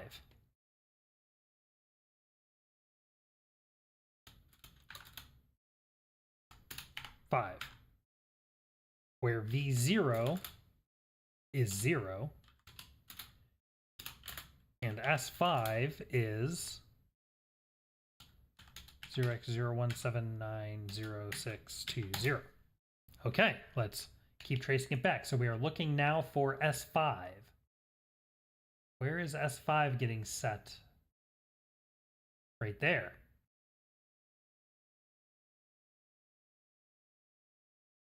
Okay, So this is a dadu call. What is a dadu call? Let's find out. What is a dadu call? Double word, add unsigned.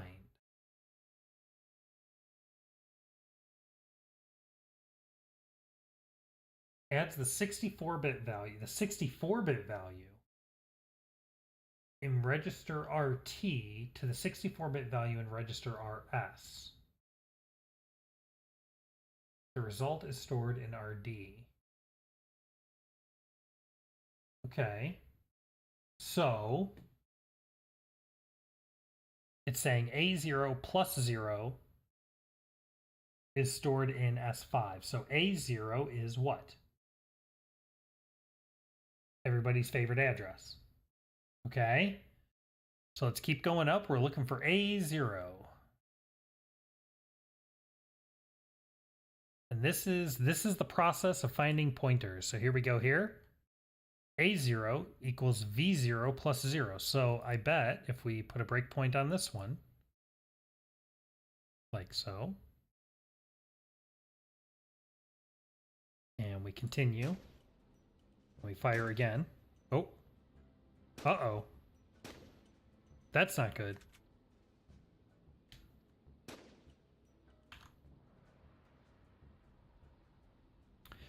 We are outside of the firing routine now. That's not good.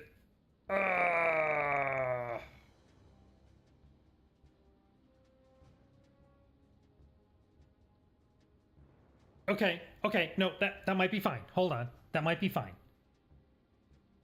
It looks like A0 was getting messed with a lot here, so let's just drop some more breakpoints.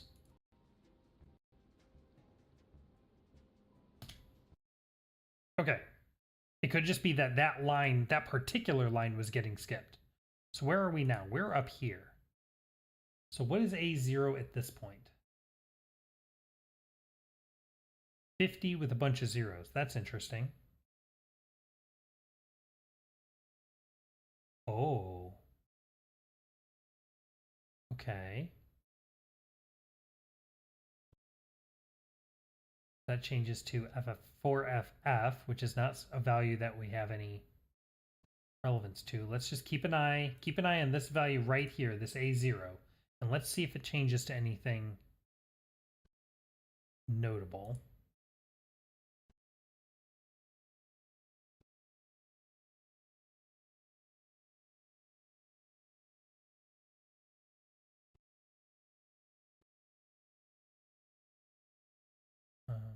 A0. Wait, why am I watching A0? Hold on. I confused myself.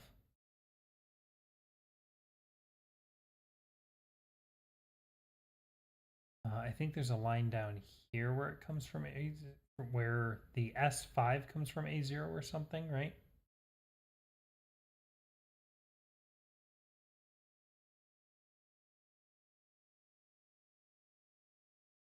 I don't remember. Just keep walking. Well, S2 is already at our 624 value.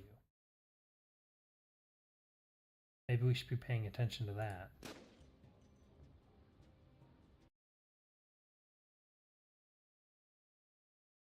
Let's start back up here.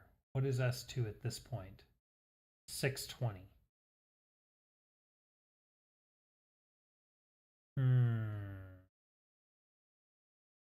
Oh my gosh, have we been streaming for 2 hours already? This cannot be terribly interesting. Do we have someone viewing? I hope you're enjoying this, although I can't imagine why you would be. But it is good to see you here. Shoot, I got lost. All right, let's run it back. Okay. So where are we? Here's where current ammo changes. This comes from S6, and we know from our notes. No, this is here. I'm on the wrong line. V0 is getting set from S2. And we know that S2 gets set from V0 up here somewhere, right?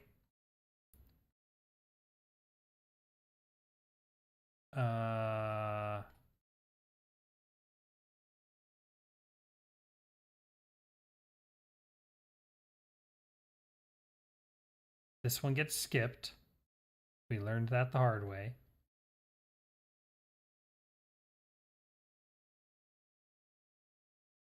It's like way up here. What I really need to do is record, you know what? Hold on. I really need to record the addresses at which these happen, not just what happens. So hold on. Let's come back. No. Oh, shoot. Oh, now I've done it. Hold on. Hold on. I can fix this. No! Why is it not working anymore? What did I do? Oh my god.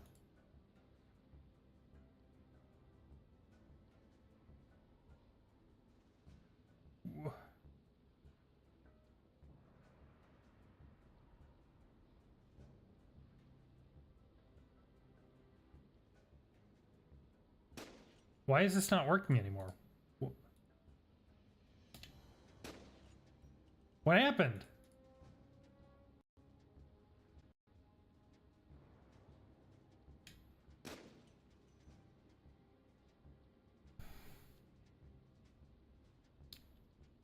I see it changing in this window in my bookmarks. Oh no. Wait, 17906. Yeah, what is going on? Where'd my bookmarks go? Everything's horrible. All right. Let's. Okay. 0179062C.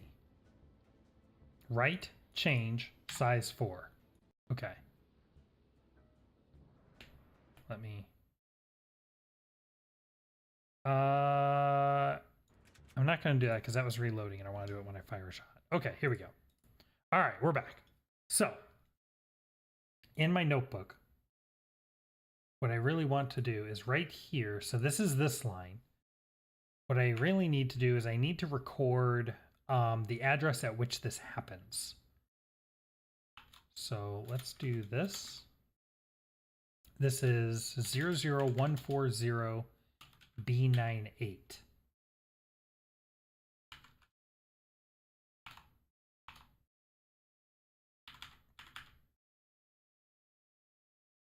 Let's label it like that. Okay. Now we have V0 plus 4.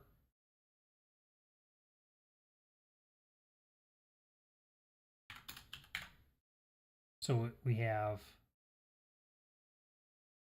looking for a V0 plus 4 above this point. And I think it's like pretty far up. And it's setting S2 specifically.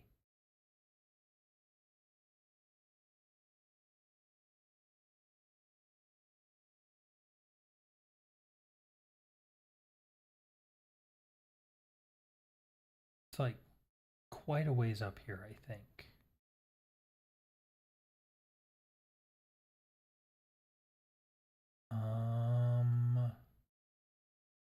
S. I guess I could pull up the stream and look back on the stream and see if I can find the address. That'd probably be faster than finding it again, actually. S. Come on, S2, where are you?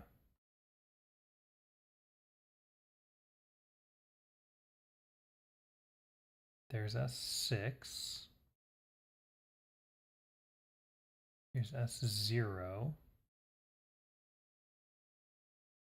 There it is, right there. Okay. Okay, let's put a breakpoint there, and let's just confirm that. Let's just make sure that's where we're at. Yes, yes. Okay, So that is at $13FFBC. Okay, good. Now we are looking for V0 equals V0 plus S5.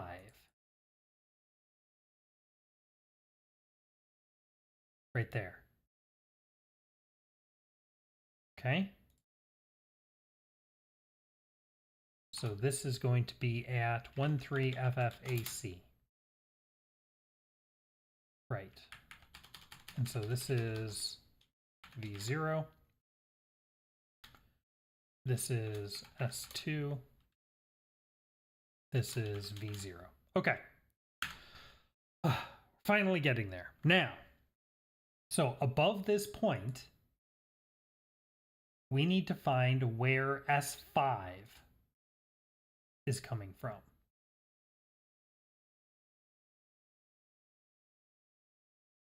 Let's start scrolling up. Is that it there? No, here. Okay, let's do that. Run. Oop. Run. Okay. Fire. Good. Breakpoint. Breakpoint. Okay. So we're saying A0 plus 0 is S5. What is A0 at this point? Everybody's favorite address. Okay. So let's record this. 13FF64.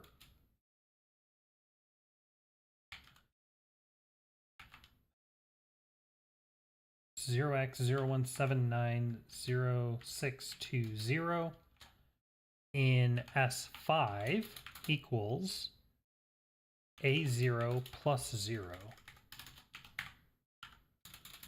where A0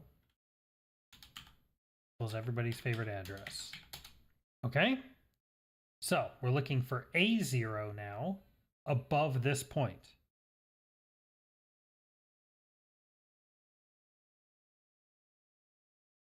A0. There's an A0.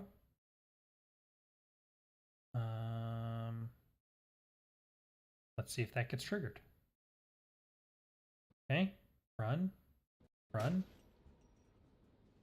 and fire. No. Okay, that's fine.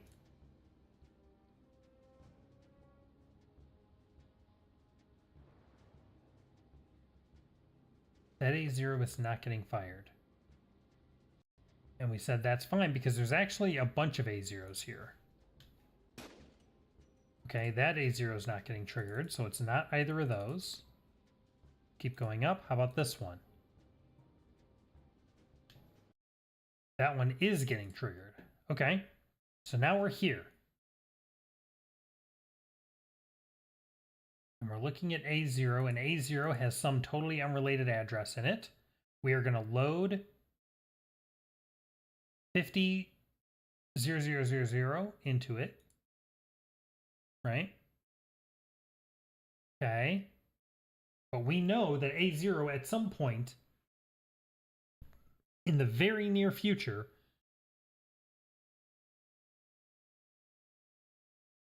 gets turned into our favorite address. So we have to find that point. Where does that happen?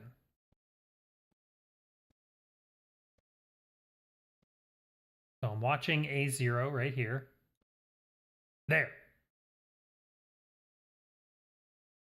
Wait, what?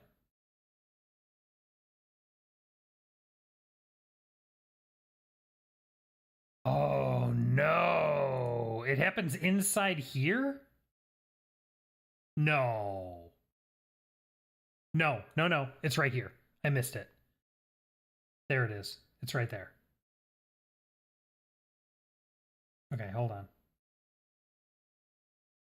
Just cleaning up the breakpoints. It's this one that we want. All right, let's try this again. Fire. Yes. Okay. Wait, nope, that's not right. Fire. Nope. What? Excuse me? Is this not getting fired? What? This is not getting executed?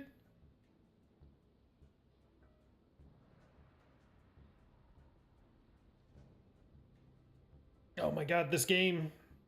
This is going to be rough.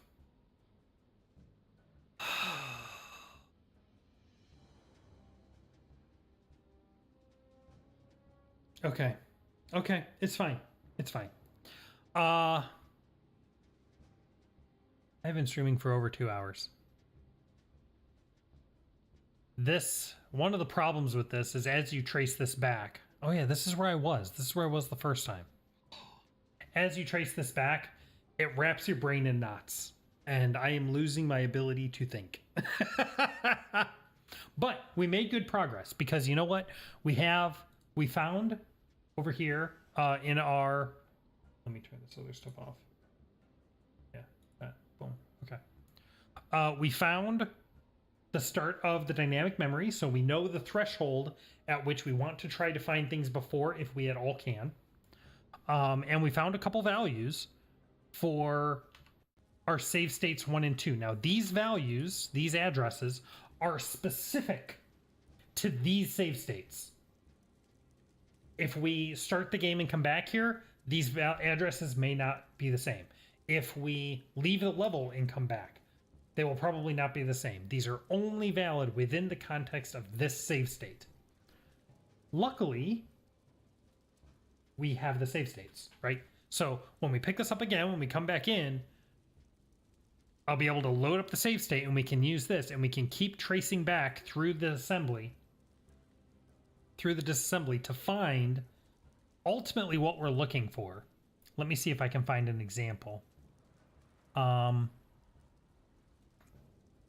What we are ultimately looking for is something like this right here. So here you can see LUI 4E into V0. So that's going to take, if I use our notepad here, that's going to take V0 and set it equal to 0x 004E0000. And then right after that, it says add V0 to 840 and store that in V0. So then V0 is going to equal 004E 0840.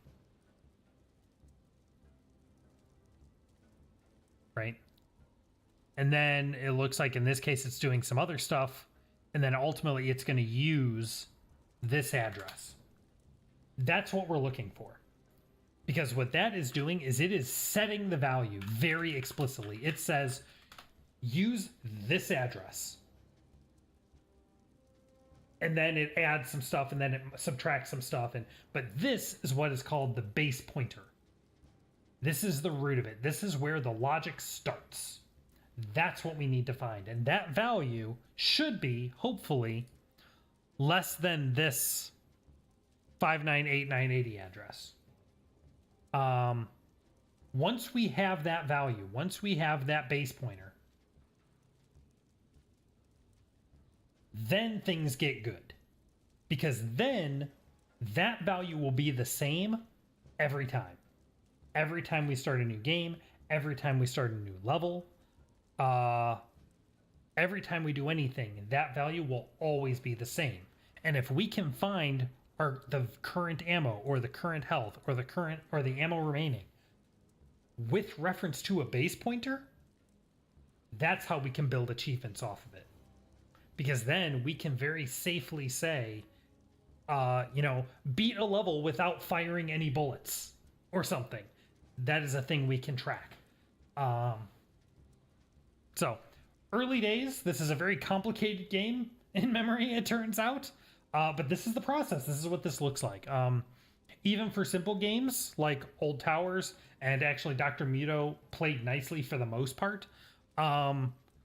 It was pretty straightforward, but there's still this period where you probably spend weeks, a couple weeks to a couple months just poking through the RAM, tracing this stuff back, trying to find these values. And what we're going to do is we're going to build up a big library of code notes here with all the stuff that we might need to keep track of. The player statistics, the objectives unlocked, the par times, all that stuff. And we'll be able to reference it all through base pointers. And then we can start turning that into achievements. And that'll be fun. So, with that, oh my gosh, my friends, I want to thank you so much for watching. I hope you enjoyed this. It's a little bit different than our usual gameplay stuff, but I am really excited to get into this, and I wanted to share this process with you.